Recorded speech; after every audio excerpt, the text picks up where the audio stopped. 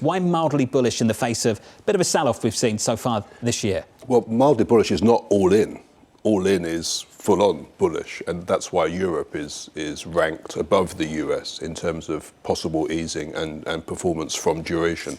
But we can't let go of this view that yields are going to be lower, not higher, by year end. And I get they've been sliding up the last week or so, and I mean, the context is important. We've come a long way from the peak in yields in October. The inflation peaked in June 2022.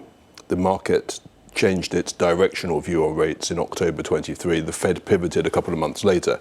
It seems to me that they're not going to change their mind. The next move is down. And in the meantime, we know it's either unchanged or down for policy rates, and therefore the trade is sit in the belly of the curve. If not treasuries, you take IG credit, and if you can't take those, then you, what's it called, T-bills and chill. Is that what they say over That's here? what they're saying stateside, yeah. T-bills and chill. I've been here long enough now to Picking get up the lingo. Yeah. Let's go further out along the curve, get away from the belly, and go out to the 10-year, say. Yeah.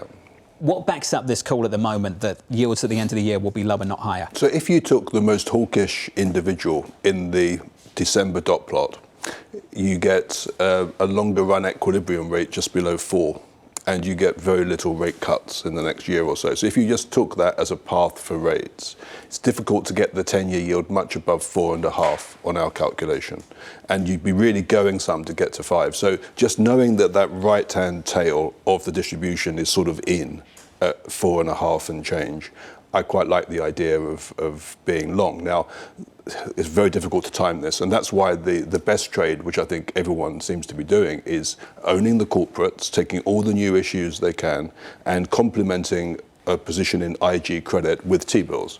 And that generates a total yield of between 5 and 6 that competes with equities.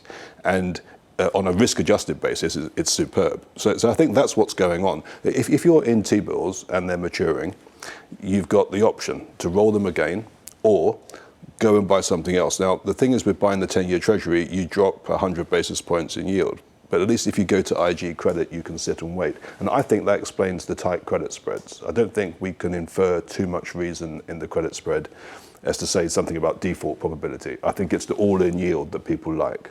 They can't get enough.